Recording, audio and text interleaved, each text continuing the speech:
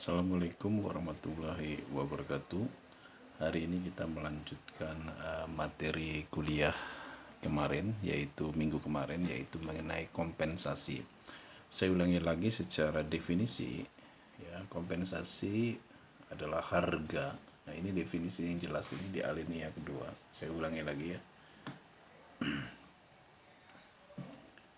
Jadi definisi kompensasi adalah harga untuk jasa yang diterima atau diberikan oleh orang lain bagi kepentingan bagi seseorang badan hukum, atau dalam pengertian lain adalah setiap bentuk pembayaran atau imbalan yang diberikan kepada tenaga kerja atau karyawan dan timbul dari pekerjaan karyawan itu. Jadi intinya kompensasi itu adalah balas jasa yang diberikan oleh perusahaan kepada karyawan atau tenaga kerja, karena karyawan tenaga kerja itu memberikan pikirannya, memberikan tenaganya, memberikan skillnya, ya.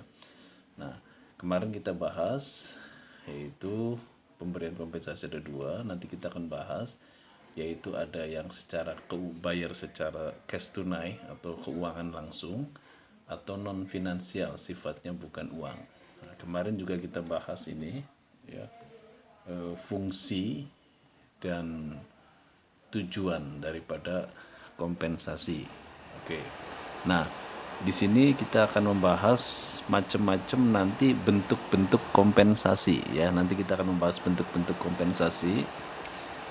Yang pertama kan kita bahas dulu apa itu gaji, atau kita sebut dengan gaji pokok, atau bahasa Inggrisnya adalah salaries. Ya. Oke, kita akan bahas dulu yaitu upah ya. Ya, di sini upah. Oke. Upah atau wage biasanya berdasarkan waktu ya. Bisa juga berdasarkan unit. Anda boleh tambahkan di sini bisa berdasarkan waktu atau unit upah itu. Mungkin waktu pelajaran semester 1 ya, mata kuliah manajemen dan bahasa dan bisnis, kemarin juga sudah diberikan ya bedanya wage dengan salaries. Jadi upah itu misalkan di luar gaji tetapi berdasarkan waktu. Misal Anda sehari kerja 8 jam, tapi kemudian ada tambahan waktu, misalkan Anda biasanya berangkat mulai kerja jam 8, kemudian pulang jam 4, tapi Anda pulang jam 6 maghrib misalkan, maka ada tambahan waktu di situ di luar jam kerja Anda, yaitu 2 jam, maka itu disebut dengan upah. Atau bisa jadi misalkan seorang sales, dia gaji tetap menerima, tetapi dia akan mendapatkan tambahan sebesar unit produk yang berhasil dia jual. Itu namanya dengan upah atau wage ya. Sedangkan gaji itu dibayarkan secara tetap ya.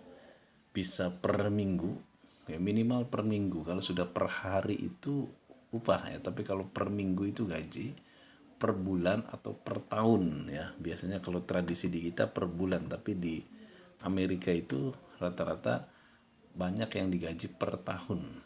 Nah, bagaimana sih kita menentukan gaji dan upah? Jadi saya ulangi lagi, di satu sisi memang gaji dan upah adalah salah satu kompensasi yang merupakan risiko bagi perusahaan. Apa risikonya? Dia mengeluarkan uang. Uang itu yang disebut dengan biaya tenaga kerja. Maka dari itu, supaya perusahaan ini agar efektif dan efisien untuk memberi gaji dan upah, bagaimana cara-caranya menetapkan gaji atau upah yang adil? Yang pertama, kita bisa melakukan suatu survei ke perusahaan lain. Nah, biasanya ini adalah bagi yang bagi perusahaan-perusahaan yang baru berdiri ya. Biasanya dia masih bingung menentukan tarif upah dengan gajinya ya. Nah, dia bisa melakukan sebuah survei biasanya kepada perusahaan lain mengenai besarnya upah. Apalagi perusahaan kecil itu biasanya tidak menyangkut kewajiban UMR atau UMK ya. Kalau UMR UMK sebetulnya pemerintah punya aturan sendiri berapa persen, jadi tidak semua usaha kecil itu harus UMK atau UMR berdasarkan peraturan pemerintah. Itu biasanya perusahaan-perusahaan besar yang kategorinya omsetnya minimal berapa itu sudah ada dalam peraturan pemerintah. Nah, Kalau perusahaan kecil, Anda bisa melakukan sebuah survei kepada perusahaan lain. Misal, paling sederhana begini, Anda membuat kafe misalkan, atau Anda membuat counter handphone. Nah, untuk tenaga misalkan eh, tenaga penjual yang ada di depan, Anda mungkin survei dulu ke counter handphone yang lain berapa. Eh, misalkan 1 bulan misalkan 1.200.000 misalkan. Nah, berarti Anda harus sama dengan ini. Sebab kalau misalkan berbeda, biasanya dia bisa pindah ke counter lain dengan karena alasannya upah atau wage-nya lebih besar. Selanjutnya adalah menentukan nilai dari masing-masing pekerjaan. Nah, ini kalau ini sudah kompleks nih ya.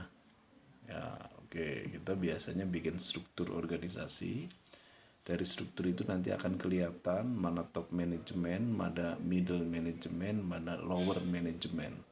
Nanti untuk satu jabatan itu dibandingkan dengan yang berdasarkan tanggung jawab. Jadi semakin tinggi dalam struktur itu, semakin tinggi jabatannya, maka tanggung jawabnya semakin besar. Tanggung jawabnya semakin besar, maka juga harus diberikan kompensasi yang lebih besar. Misal, kita bisa menentukan berapa kelompok kepala bagian. Kepala bagian kan banyak ya, jadi semakin ke bawah itu kan semakin banyak jumlahnya. Atau seorang supervisor itu berapa.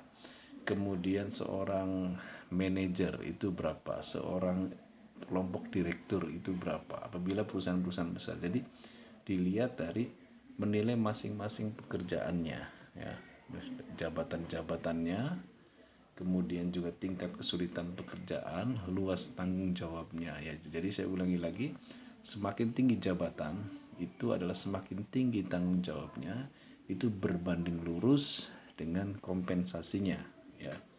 Oke, ya memang kelihatannya untuk tingkat manajer ke atas itu kan dia lebih banyak bekerja dengan pikirannya ketimbang tenaganya.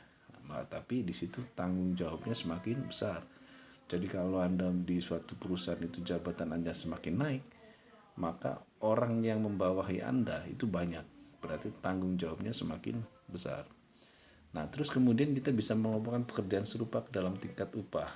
Kita bisa di struktur, kita bisa kelompokkan. Ada kelompok supervisor, ada kelompok buruh, ya, ada kelompok kepala bagian, ada kelompok kasubag dan sebagainya. Nanti itu satu level itu sama gajinya. Misalkan untuk kepala bagian per bulan misalkan 5 juta.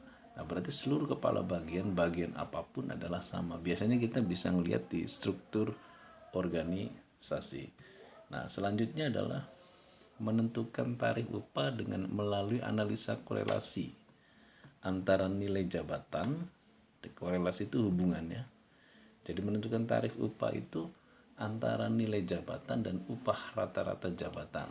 Nah, jadi misalkan begini, memang dalam pemberian upah itu juga tergantung daripada jabatannya. Ya, semakin tinggi jabatan seseorang, maka upahnya pun semakin besar. Awas ini upah ya. Oh, kalau upah itu kan berdasarkan variabel tertentu. Nanti kita bisa lihat pada sebuah tabel ya mengenai penentuan apa itu upah, apa itu insentif, apa itu tunjangan dan sebagainya.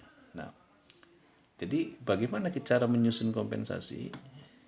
Ya, sekarang bagaimana perusahaan cara menyusun kompensasi? Ya, cara menyusun kompensasi ini juga sebetulnya sama dengan ketika kita menyusun sebuah jabatan dalam struktur organisasi. Misal, kenaikan jabatan ditentukan oleh prestasi kerja. Maka di sini adalah dalam menyusun kompensasi, ada kompensasi menurut prestasi kerja. Ketika kompensasi menurut prestasi kerja ini biasanya ketika dia itu prestasinya bagus, maka penilaian kinerja pun bagus, maka dia benar-benar mendapatkan promosi jabatan yang bagus untuk naik ke atas. Maka tentu kita harus menentukan ketika naik berapakah kenaikan upah dan gajinya berdasarkan prestasi tersebut. Nah, itu adalah berdasarkan prestasi kerja. Nah, selanjutnya adalah kompensasi berdasarkan lamanya kerja. Lamanya menyelesaikan suatu pekerjaan. Ya. Nah, ini biasanya waktu kerja. Ya, waktu kerja.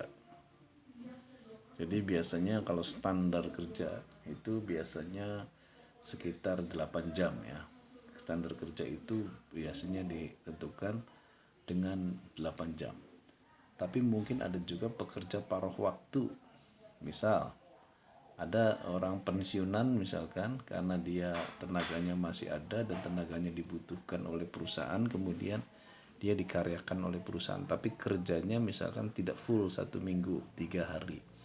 Nah berarti tentu kompensasinya berbeda dengan mereka yang full bekerja. Nah itu berdasarkan lamanya pekerjaan. Nah kemudian ada kompensasi menurut senioritas berdasarkan berdasarkan pada masa kerja seorang pekerja. Ya, di sini kompensasi menurut senioritas ini adalah berdasarkan masa kerja seorang pekerja pada perusahaan. Masa kerja yang lama menunjukkan senioritas pekerja. Semakin senior, maka seseorang semakin tinggi pula loyalitas dan pengalaman tersebut pada organisasi berdasarkan. Nah, kalau tadi adalah apabila kenaikan jabatannya berdasarkan prestasi kerja.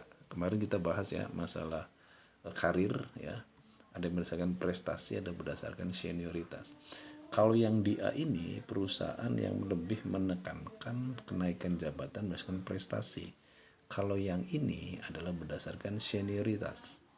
Semakin dia senior, ya semakin dia tua, maka dia akan naik jabatannya, maka kompensasi pun atau gaji pokoknya juga ikut naik karena gaji nanti mengikuti daripada jabatan.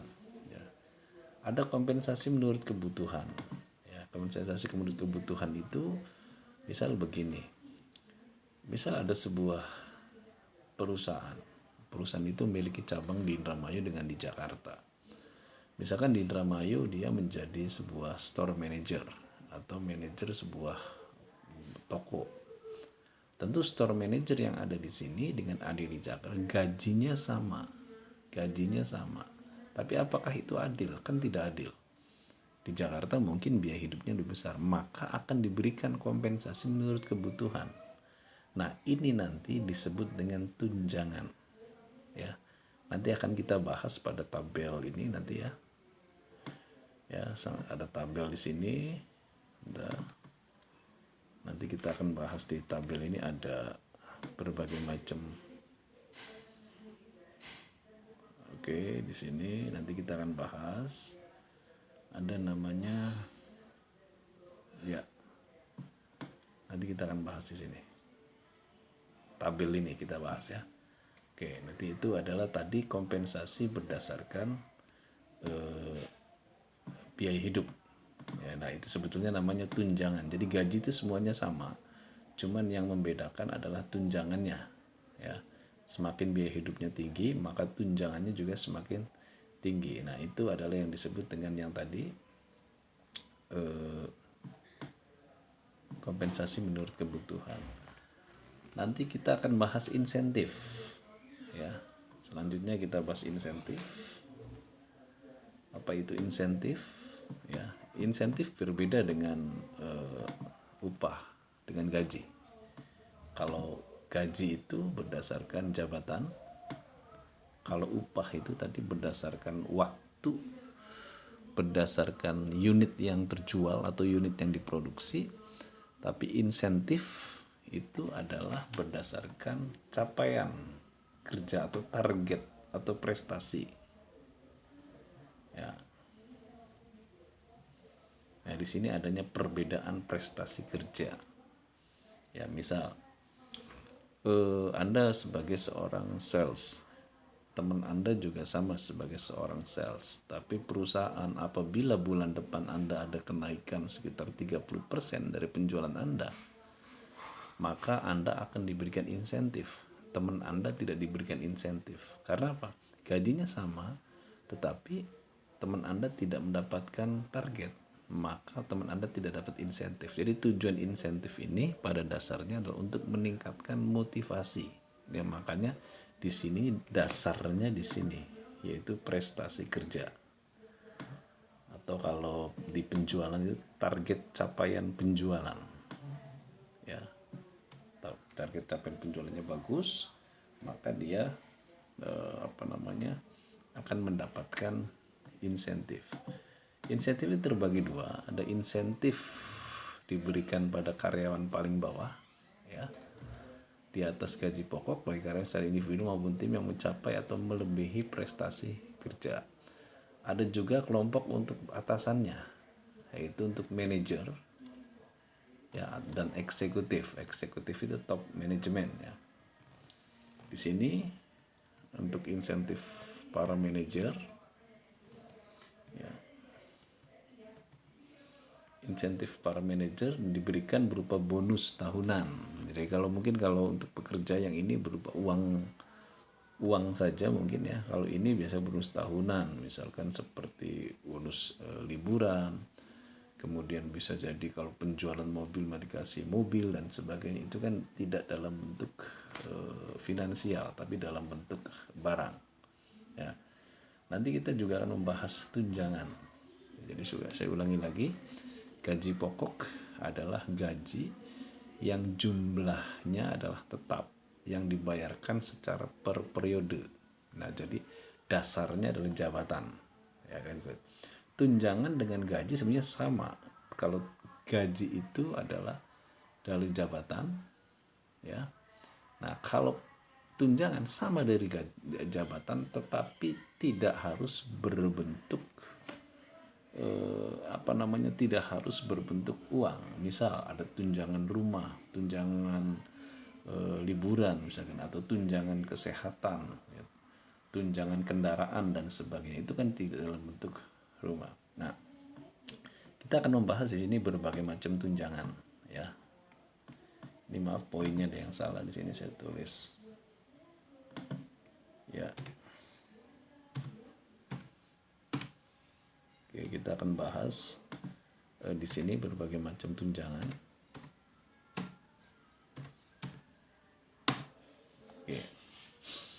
Oke, kita akan bahas tunjangan kemahalan yang pertama. Kita di sini akan bahas mengenai tunjangan. Ada macam-macam tunjangan di sini.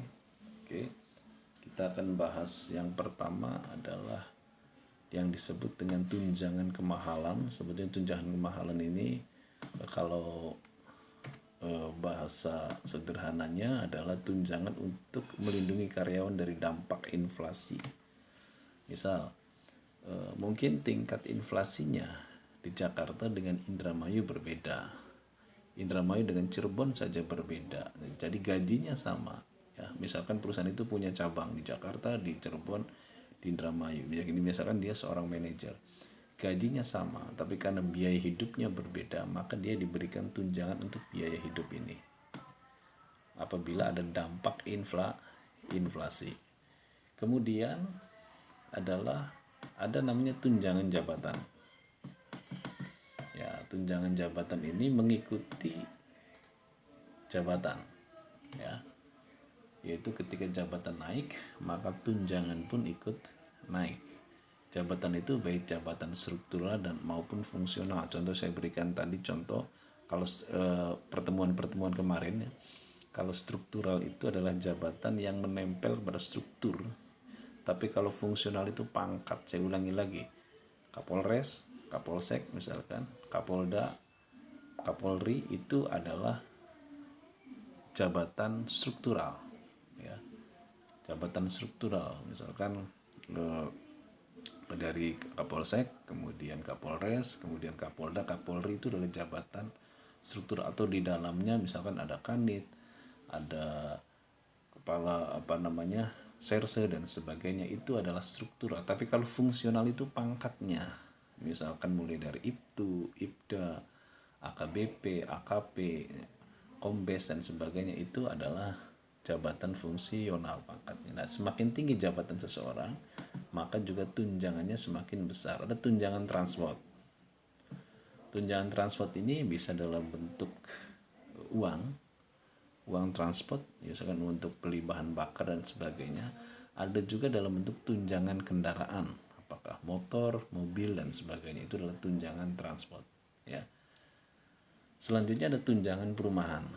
Ya, perusahaan itu ada memberikan tunjangan perumahan. Seperti kalau di Pertamina menyediakan, seperti di Bumi Patra itu kalau di Indramayu ya, atau tunjangan perumahan untuk pegawai, misalkan Freeport gitu kan kalau di Papua di sana, atau tunjangan perubahan untuk PLN dan sebagainya, itu adalah tunjangan perumahan, ya. Jadi diberikannya bukan dalam bentuk uang tapi dalam bentuk rumah yang sudah jadi, ya.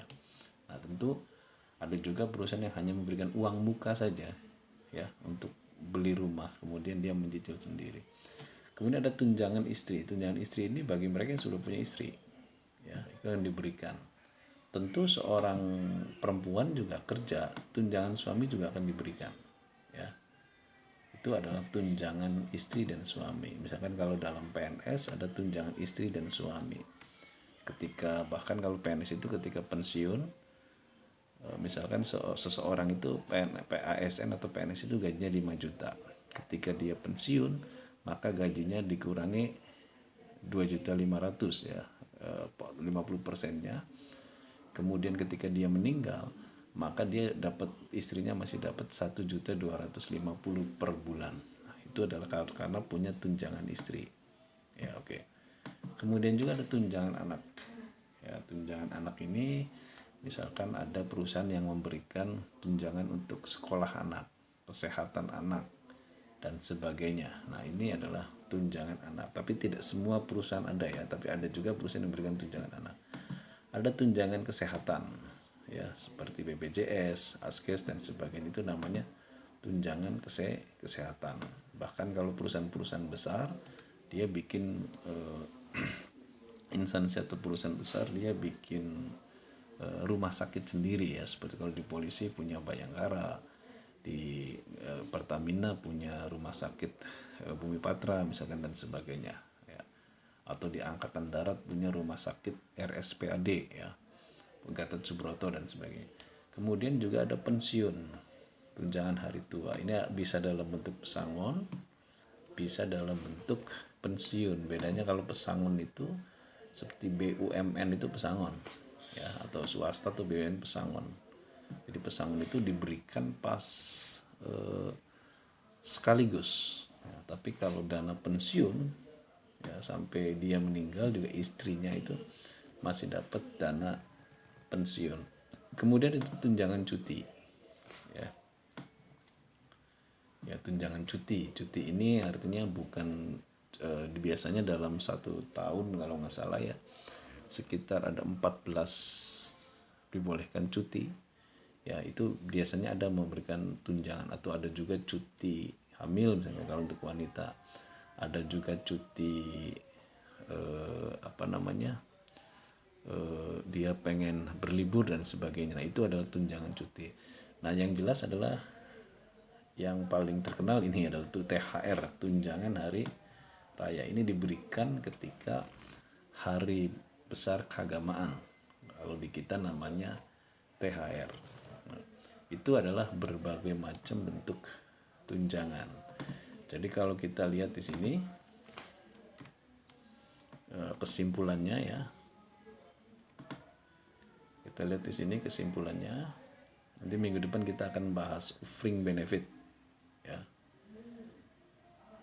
Oke, kita intinya di sini nanti ya. Intinya di sini. Jadi bentuk kompensasi, kita ada tabel sini nomor bentuk kompensasi. Ya, ini